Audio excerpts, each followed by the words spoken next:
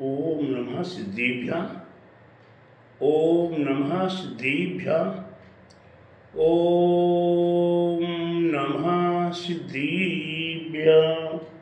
मंगलम भगवान वीरो मंगलम गौतमो गणी मंगलम कुंद कुंद्यार्यो जीनिधर्मोस्तु मंगलम सर्वमंगल मांगल्यम सर्वकल्याणकारिकम प्रधानम सर्वधर्माणां जैनं जयतु शासिनं जैनं जयतु शासिनं जैनं जयतु शासिनं।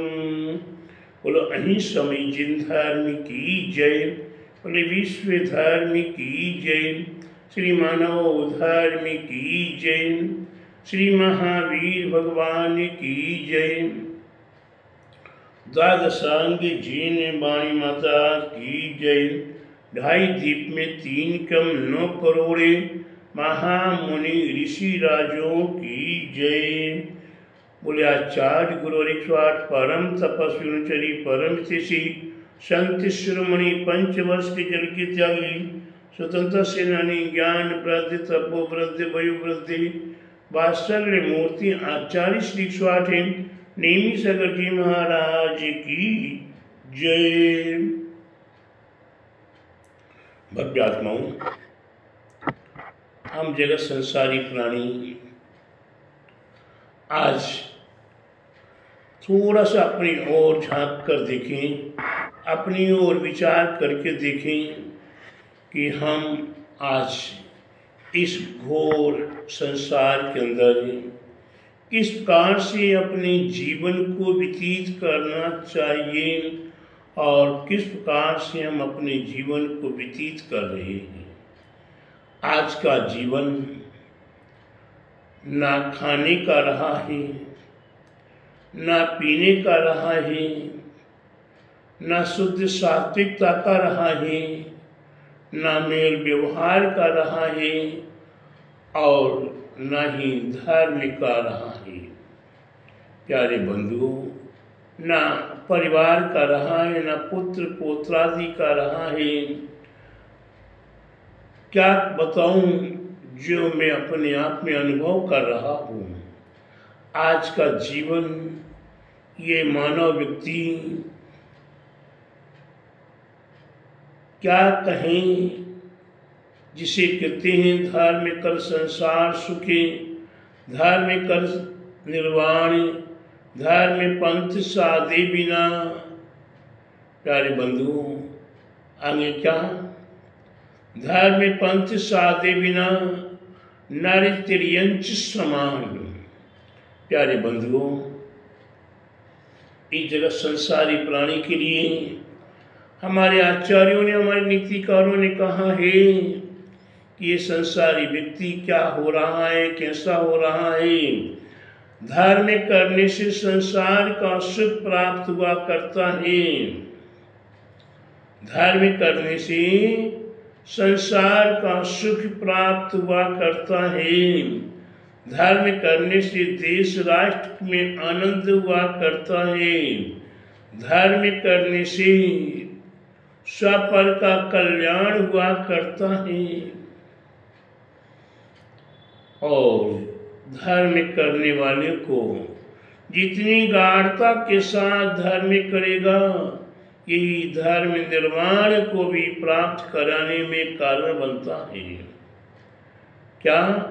निर्वाण को प्राप्त कराने में माने ये धर्म करने से मानव प्राणी को इतना पुण्य संचय हुआ करता है कि वे पुण्यानुबंधी पुण्य परम साथी से पुण्य के रूप में परिवर्तित हो जाता है और एक दिन वह आता है कि से पुण्य फला अरहंता, पुण्य के फल के प्रभाव से अरहंत जैसे पद की प्राप्ति हुआ करती है। और जिसे एक बार अरहंत पद की प्राप्ति हो गई, उसे निर्वाण अवस्था अवश्य ही प्राप्त हुआ करती है। ऐसी निर्वाण को प्राप्त करने के लिए बिगड़ धर्म से निर्वाण की प्राप्ति संभव नहीं है। आज हम चाहे वो कमेटी के पदाधिकारी बन जाएं, चाहे कमेटी के अध्यक्ष बन जाएं, चाहे कमेटी के कोषाध्यक्ष बन जाएं, और चाहे कमेटी के हम विशिष्ट अधिकारी बन जाएं, लेकिन प्यारे बंधुओं, ये अध्यक्ष आदि बनना जिन भव्य आत्माओं ने नित्य प्रति दर्शन करने का, जिन भव्य आत्माओं ने नित्य प्रति दर्शन करने का नहीं किया, उन्हें कमेटी में अधिकार नहीं होता। वे धर्म को जान ही नहीं सकते हैं।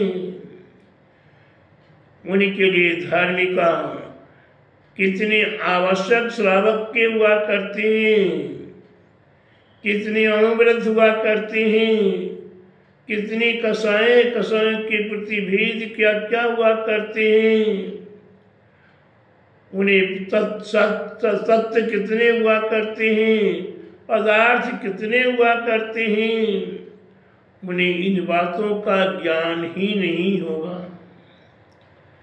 फिर वो मंदिर का संचालन या समाज का संचालन कैसे कर पाएंगे।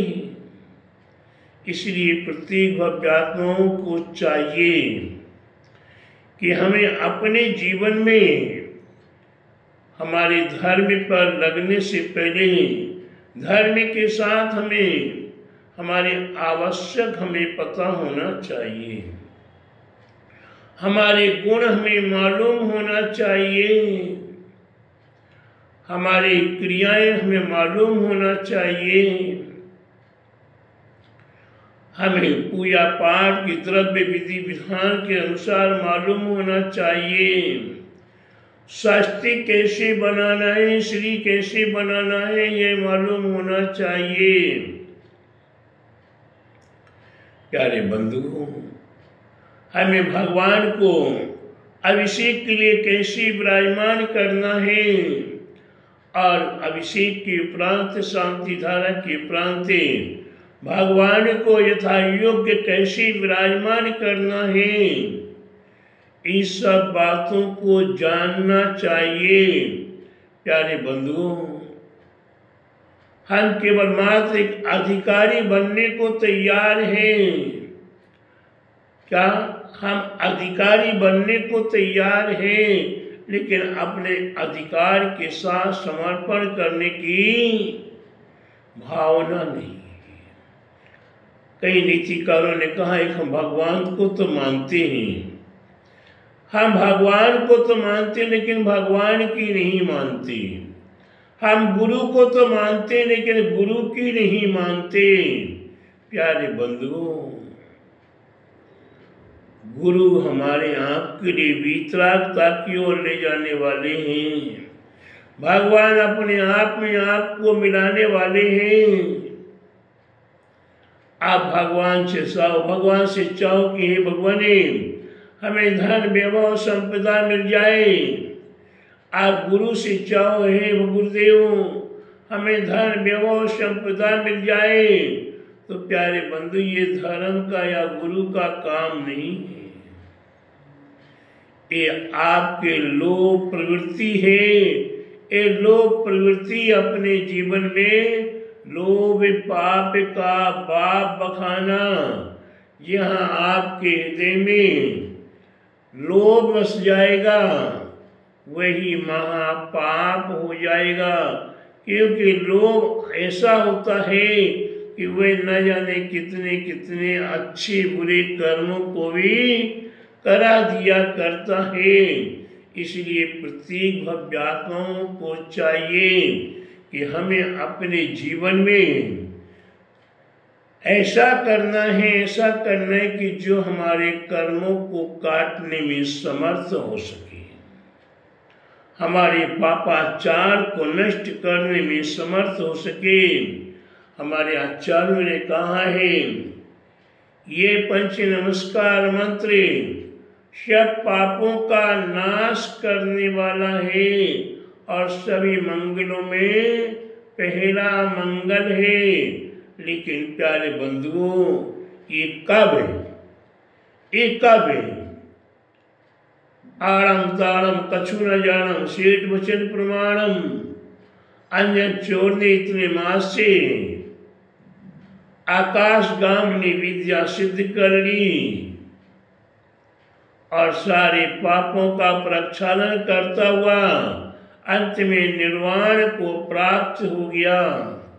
लेकिन प्यारे बंधु, आप ऐसा चाहें कि हम नमोकार मंत्र में सिखाने वाले हैं, पढ़ाने वाले हैं, आपके पास समय है, लेकिन उसके उपरांत भी आप समय को निकालने के लिए तैयार नहीं है, सीखने समझने के लिए तैयार नहीं है। सिखाने वाला अगर मिल भी जाए तो भी हमें उससे सीखने के लिए समय नहीं है। प्यारे बंधुओं, आज कहावत है, भाग्यहीन को ना मिले भली वस्तु का योग, और दाख पके जब काक के होए कंठ में रोग। प्यारे बंधुओं, कितना अच्छा उदाहरण दिया है। भाग्यहीन को ना मिले भली वस्तु का योग, भाग्यहीन व्यक्तियों को श्री संयोग जल्दी प्राप्त नहीं हुआ करता है। भाग्यहीन व्यक्तियों को श्री संयोग जल्दी प्राप्त नहीं हुआ करता है, और अगर कहीं भूल से सुसंयोग भाग्यहीन व्यक्तियों को मिल जाए, भाग्यहीन व्यक्तियों को वे सुसंयोग मिल जाए तो दुर्भाग्य होता है। लेकिन किंतु परंतु में हम डूबने लगते हैं, हम मतांतरों में डूबने लगते हैं हम। लेकिन किंतु परंतु आदि में वे जो हमें महापुरुष मिले हैं, जो गुरु मिले हैं, जो आचार्य उपाध्याय साधु मिले हैं, हम उनमें लेकिन किंतु परंतु खोजना शुरू कर देते हैं। क्योंकि जिसकी जैसी बुद्धि हुआ करती है वैसी बुद्धि काम किया करती है। चोर को सारी दुनिया चोर दिखाई देती है, शराबी को सारी दुनिया शराबी दिखाई दिया करती है, जुआनी व्यक्ति को सारी दुनिया जुआनी दिखाई दिया करती है। और प्यारे बंधु, साधु के लिए सारी दुनिया साधु के समान दिखाई दिया करती है। तो ये प्राणी जिसकी जैसी बुद्धि है, मैंने पिछले दिनों में बताया था, गिरती हुई दीवार की पुताई क्या करे, गिरती हुई दीवार की पुताई क्या करे, सड़े हुए कोट की सिलाई क्या करे, और जिसके दिमाग में है कोयले की खाने उसकी सफाई क्या करे। प्यारे बंधु, मूर्ख व्यक्ति क्या करता है? मूर्ख व्यक्ति क्या करता है? दीवार गिरने लगी तो उसकी पुताई कर लो, वे दीवार रुक जाएगी। मूर्ख व्यक्ति का कोट सड़ गया है, फट रहा है, सिलाई करा लो, तो वह सड़ा हुआ कोट सिलाई करने से टिकेगा क्या? नहीं टिकेगा।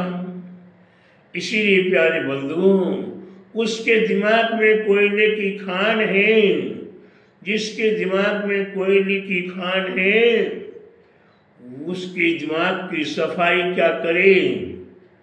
हम कोई नाना प्रकार के विकल्पों में डूबते रहते हैं, अच्छी बात अच्छी नहीं लगा करती है।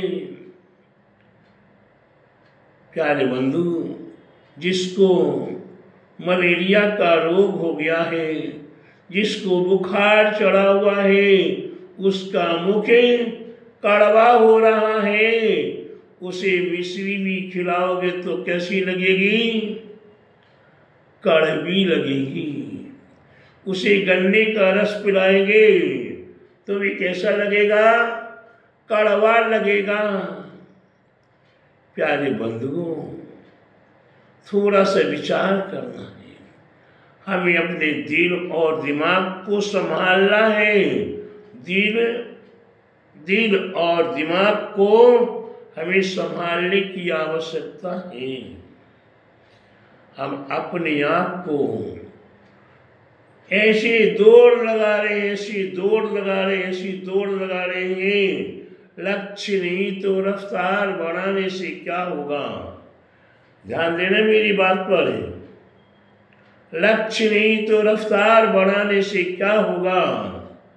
बीज नहीं तो जलधार बहाने से क्या होगा? बीज नहीं तो जलधार बहाने से क्या होगा? और स्वयं बिगड़े हुए तो दूसरों को सुधारने से क्या होगा? प्यारे बंधुओं, हमारा कोई लक्ष्य नहीं है, फिर भी दौड़ लगाए चले जा रहे हैं। पता नहीं हम कहाँ पहुंचेंगे। जब पाप करोगे, पाप करते करते दौड़ रहे हैं, न हिंसा पाप का पता है, ना झूठ का पता है, ना चोरी का पता, ना कुशील का पता, और नहीं परिग्रह पाप का पता है।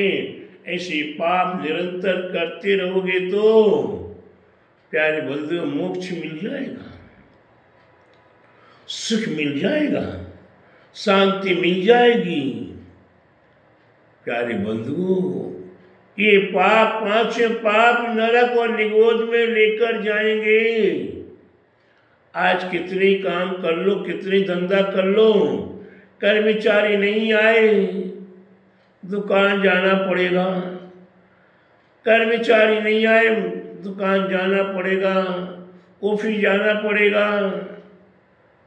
मंदिर नहीं आऊं, अभिषेक नहीं करूं, पूजा नहीं करूं, काय के लिए? लोग किसके लिए कमाना है? कौन बांध के लेकर गया है?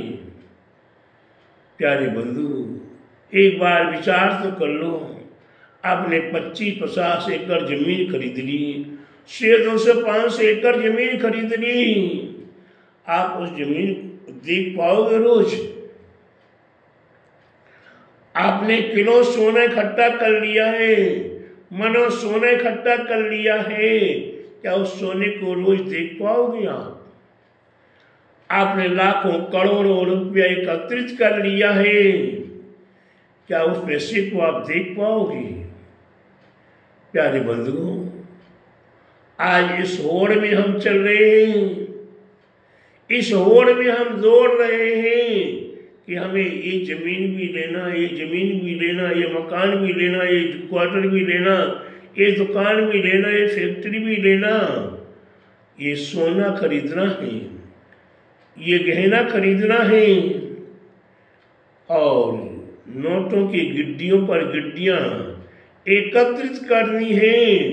प्यारे बंधु, कोई साथ में लेकर गया है? अगर आपने किसी को ले जाते हुए देखा हो, या आपके पास कोई समाचार मिला हो कि मैं लेकर जा रहा हूं, तो तुम भी लेकर जाओगे। प्यारे बंधुओं, मैंने तो अभी तक किसी को ले जाते हुए ना देखा है, ना जाना है, ना सुना है। सिर्फ यही का यही पड़ा रह जाने वाला है। अगर तुम्हारे साथ जाता है कुछ, तो अगर अच्छा किया हुआ तो पुण्य जाता है, और बुरा किया हुआ हो तो पाप जाता है।